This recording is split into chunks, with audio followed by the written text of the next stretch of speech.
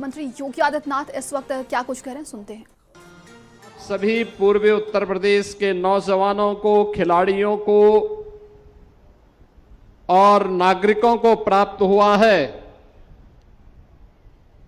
ऐसे भारत सरकार के पेट्रोलियम एवं प्राकृतिक गैस मंत्री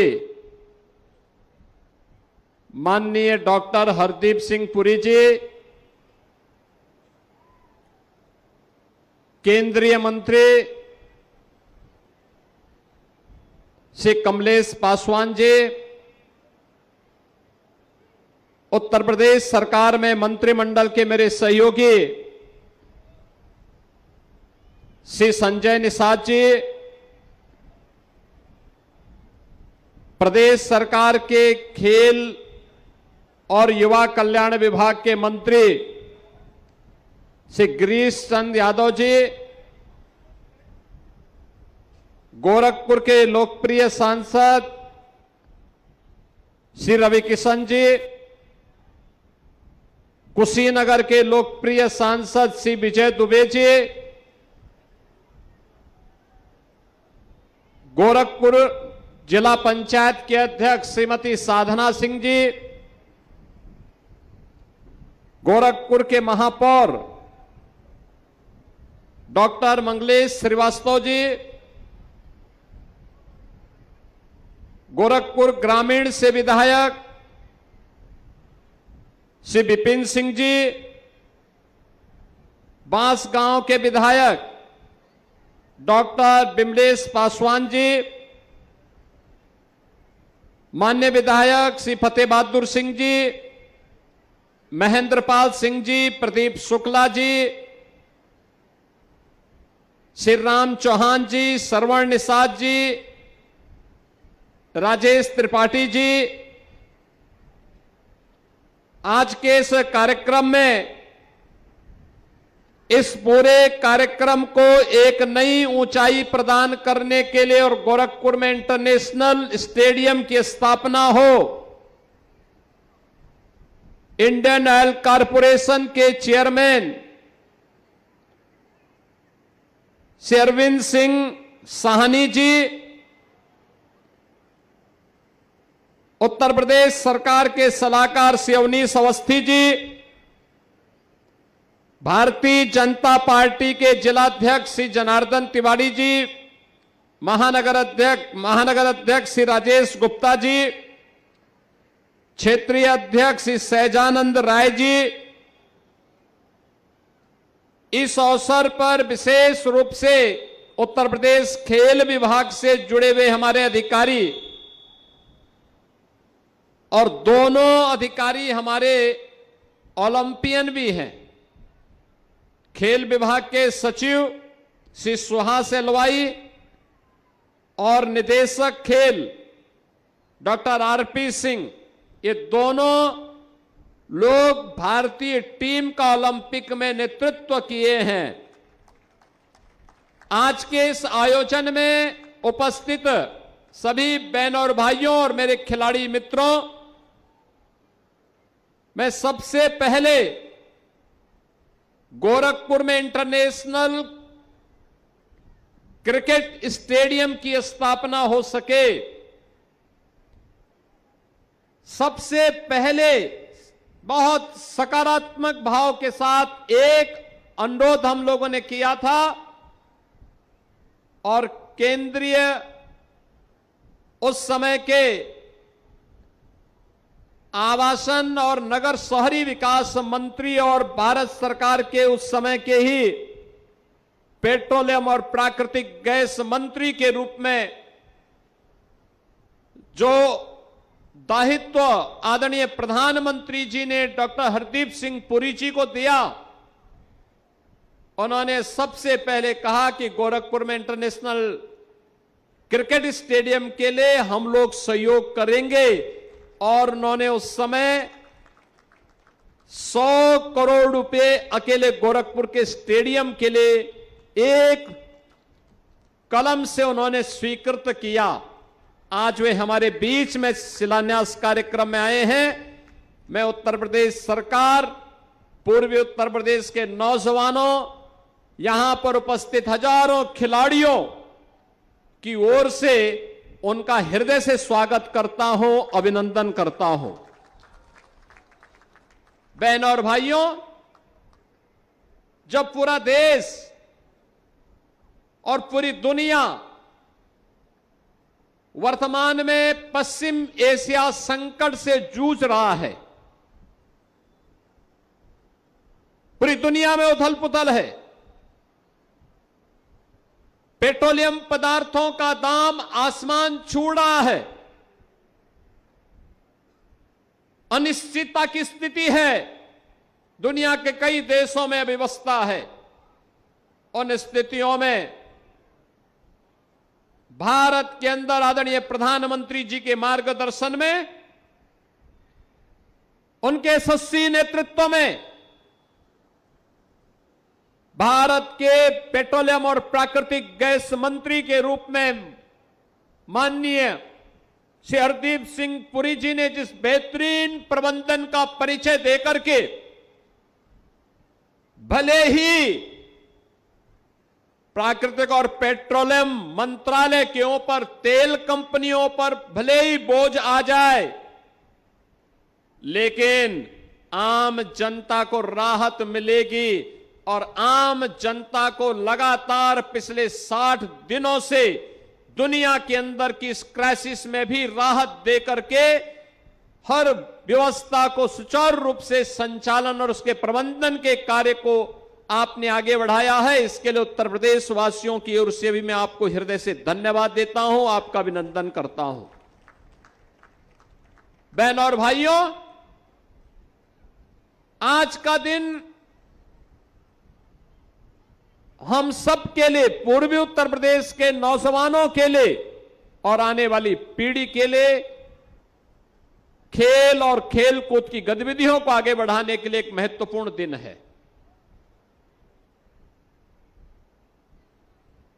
प्रधानमंत्री जी ने 2014 में देशवासियों से कहा था, एक बात कही थी, खेलो इंडिया खेलो के एक स्लोगन दिया था।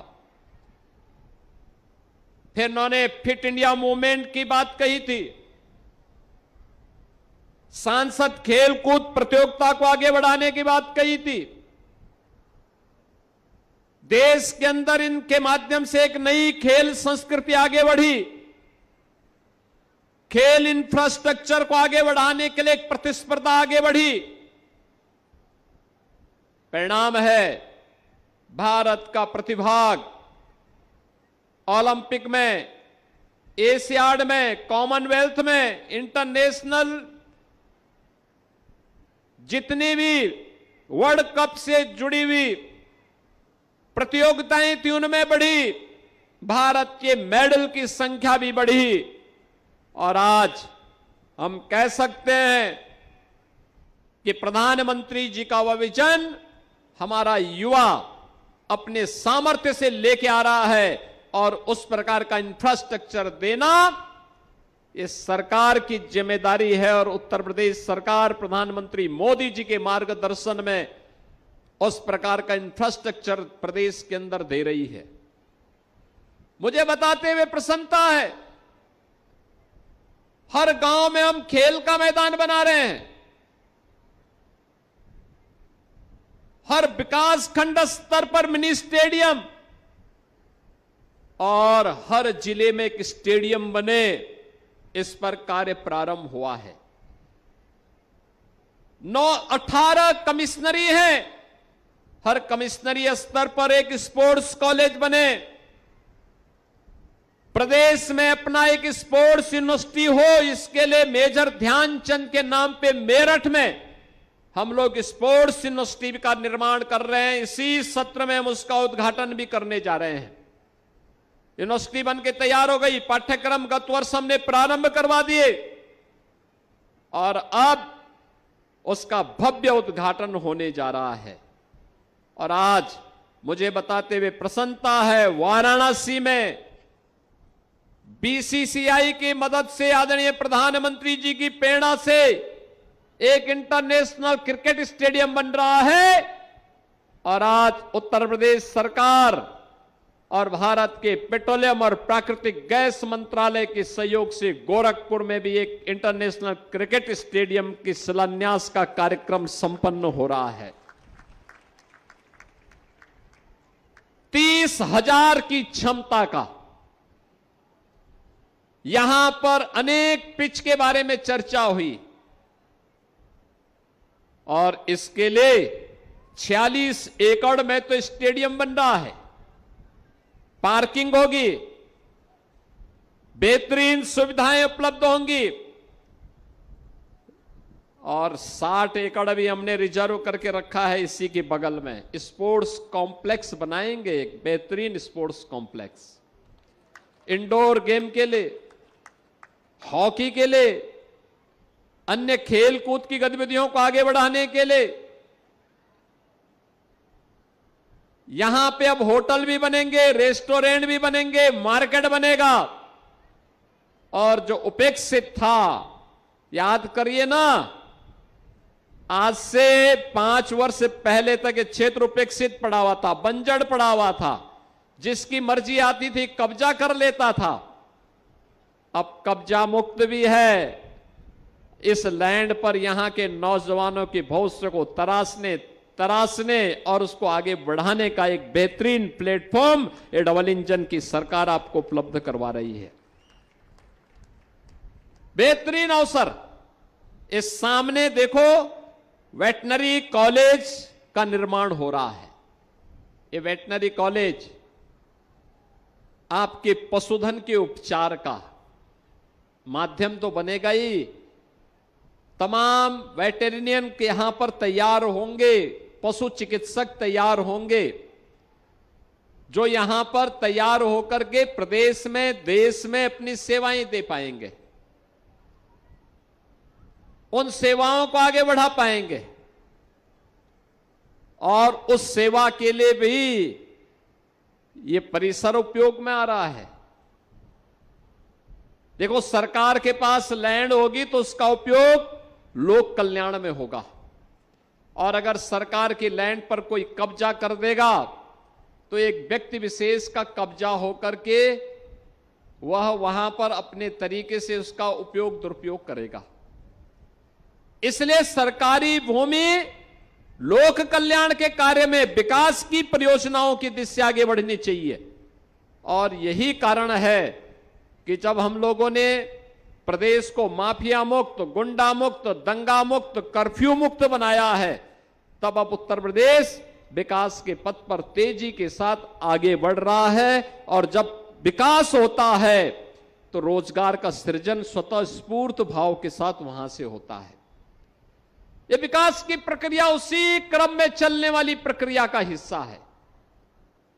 यह विकास उसी से जुड़ा हुआ, उसी का एक पक्ष है, और उसी पक्ष को लेकर के आज हम यहां पर आए हैं। गोरखपुर वाराणसी मार्ग पर, गोरखपुर वाराणसी मार्ग आज से 10 वर्ष पहले तक गोरखपुर से वाराणसी जाने में 4 से 5 घंटे लगते थे। अब मात्र 2.5 घंटे में आप गोरखपुर से वाराणसी पहुंच सकते हैं, मात्र 2.5 घंटे, 4 लेन की कनेक्टिविटी। लखनऊ आज से 10 वर्ष पहले हम जाते थे तो लखनऊ जाने में हम लोगों को लगते थे 8 घंटे। आज 3.5 घंटे में हम लखनऊ की दूरी तय कर सकते हैं। देखिए, ये सरकार दूरी ही नहीं घटाती है, बल्कि जितनी तेजी के साथ दूरी घटती है उतनी स्पीड, बची हुई स्पीड को आपके विकास में लगा करके आपके रोजगार के सृजन में भी उसका उपयोग करती है।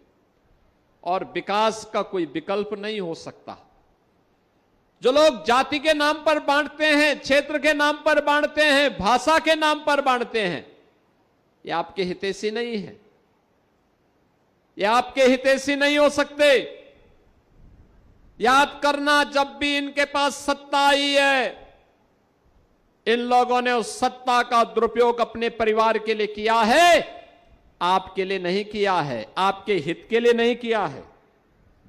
वे लगातार सत्ता का दुरुपयोग अपने परिवार के लिए, भ्रष्टाचार के लिए, अराजकता के लिए, अव्यवस्था के लिए, गुंडागिर्दी के लिए करते रहे हैं। लेकिन ये डबल इंजन की सरकार आम जन के कल्याण के लिए, विकास की परियोजनाओं के, रोजगार के सृजन के लिए आगे बढ़ाने का कार्य कर रही है। आज इसी का परिणाम है। चारों ओर किसी भी जनपद में आप जाएंगे 4 लेन की कनेक्टिविटी आज आपको मिलेगी। एयरपोर्ट बेहतरीन मिलेंगे, एक्सप्रेसवे का बेहतरीन नेटवर्क मिलेगा, खेलकूद की गतिविधियों को आगे बढ़ाने का कार्य होगा। और उत्तर प्रदेश देश का पहला राज्य है जिसने खेल नीति बना करके Olympic, Commonwealth, Asiad, world championship में मेडल प्राप्त करने वाले खिलाड़ियों को अपनी यहां सीधी भर्ती के माध्यम से नौकरी भी दी है। बहनों और भाइयों, अब तक हम लोग 534 से अधिक नौजवानों को नौकरी दे चुके हैं। आपने देखा होगा हम लोगों ने सीधी भर्ती में ललित उपाध्याय को, सुश्री दीप्ति शर्मा को, श्रीमती सुश्री पारुल चौधरी को, शकील स्योराण को, श्री अर्जुन देसवाल को, श्री प्रवीण कुमार को और राजकुमार पाल को हम लोगों ने सीधे डिप्टी एसपी का पद दिया है उत्तर प्रदेश पुलिस में। विजय कुमार यादव और दिव्या काकरान को हम लोगों ने नायब तहसीलदार बनाया है सीधी भर्ती करके। इन्होंने जो इंटरनेशनल